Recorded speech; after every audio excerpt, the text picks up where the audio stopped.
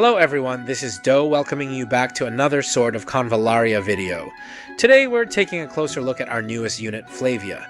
She's a summoner with a twist, and no, we're not talking about firebirds this time. So without further ado, let's dive right in. 何かお手伝いできることはあ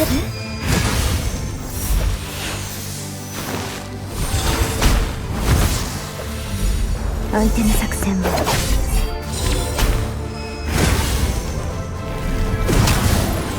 ありがとう。あいつをやればいいんだよ。一つ一つの大事な選択です。何か私にお手伝いできることは？ありがとう。ありがとう。何かお手伝いできることはある？感謝いたします。相手の作戦は？ほう、感謝するぜ。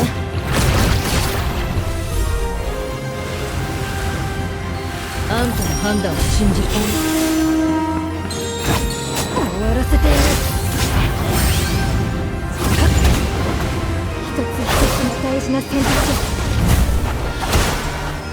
未来のために何か私にお手伝いできることは？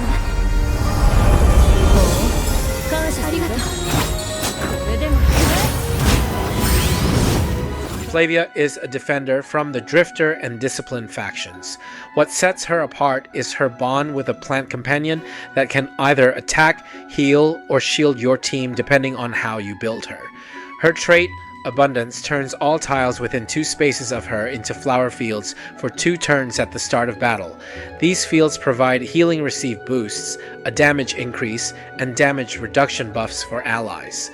Starting from 3 stars, her plant buddy receives double the benefits from these effects, which is why I highly recommend 3 stars as a minimum if you're thinking of adding her to your roster. Flower fields also synergize with several of her skills, enhancing damage against enemies on the tiles, lowering enemy attack and defense, boosting her team's stats, or even regenerating HP and energy for both Flavia and her plant at the end of her turn. Now, let's talk about her plant buddies. You can only have one active at a time. By default, she summons Thorniflora at the start of battle.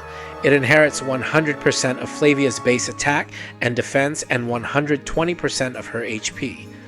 Thorniflora is offensive in nature and uses a single target attack. When enhanced with Vital Force, this attack becomes an AoE for 3 turns.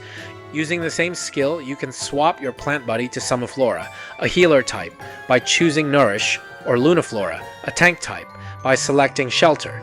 These alternate forms last 3 turns and bring entirely different utility to your team.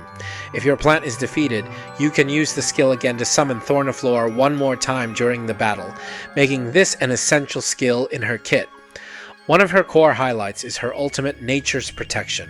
This deals AoE magic damage to all enemies within 3 tiles, applies damage down 2, and converts the affected tiles into flower fields. If enemies are already on a flower field, it also inflicts movement down 2.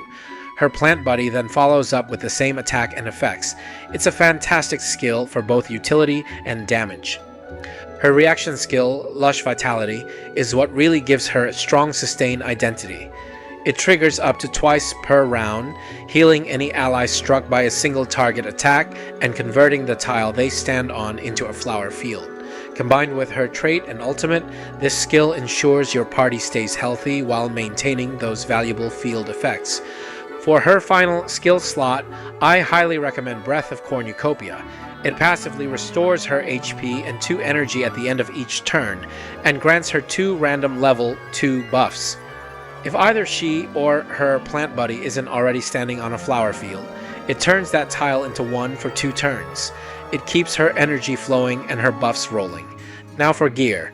Her imprint weapon, Life Fondness, is more suited for a DPS playstyle as it directly buffs her plant buddy's attack, scaling up to 30% depending on its star level. If you're planning to run her more as a support unit, this weapon might not be necessary. In that case, I suggest using Starry Sky Heritage, which boosts her HP and provides bonus magic attack equal to 6% of her HP. This synergizes perfectly with Crystal Burst Armor, which boosts both HP and magic attack, raising the base stats that her plant buddy inherits. This brings us to her engraving resonance. While it might seem strange, double sword is actually a strong choice because it boosts her raw stats, and by extension, her summons. Wand plus cup is another viable resonance combo, especially if you plan on rotating in other active skills in place of Breath of Cornucopia. It grants a 50% chance to refund energy periodically, which helps with her flexibility in skill usage. As for her tarot, I personally think the Fool is her best in slot. It increases both her and her plant buddy's HP, which enhances her tankiness and output, especially when paired with Starry Sky Heritage and Crystal Burst armor. If you're leaning into a full DPS plant build with a 5-star life fondness, Origin Hourglass becomes a strong alternative thanks to the bonus attack it provides. Now, I do want to be honest here. While Flavia does have decent AoE magic damage potential, she's clearly outclassed by dedicated magic DPS units like Luvata and several upcoming releases. Where she does shine is in the sustain and support department, helping amplify your team's output while reducing incoming pressure. That's really her niche, and it's a valuable one to have. As for me, I won't be pulling for Flavia.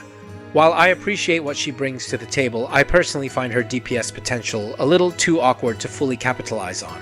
Her setup feels clunky, and even under ideal conditions, her damage output falls short compared to others. Plus, she's out of my budget, and I don't have spare shard farming slots to get her to 4 stars or higher. Before we wrap up, let's take a quick look at her skill tree and which nodes I'd activate if I were building her on my main account. Just a heads up. I tend to max out units I invest in, so this recommendation assumes you're doing the same. At rank 1, I'd take Earth's Blessing. It buffs your allies and grants Flavia extra HP. At rank 3, Nature's Guidance is a great pick for even more utility and HP. At rank 5, I'd prioritize Lush Vitality, since it defines her identity as a sustain unit. If you're chasing DPS, you can also unlock Survival Master for a bonus to attack. At rank 7, go for Nature's Protection, but I'd also unlock Sprout Abundantly. This lets you teleport your plant buddy to faraway allies when needed. At rank 9, I'd pick Invigorating Strike if you're light on energy support, or Verdant Arrow if energy isn't a problem.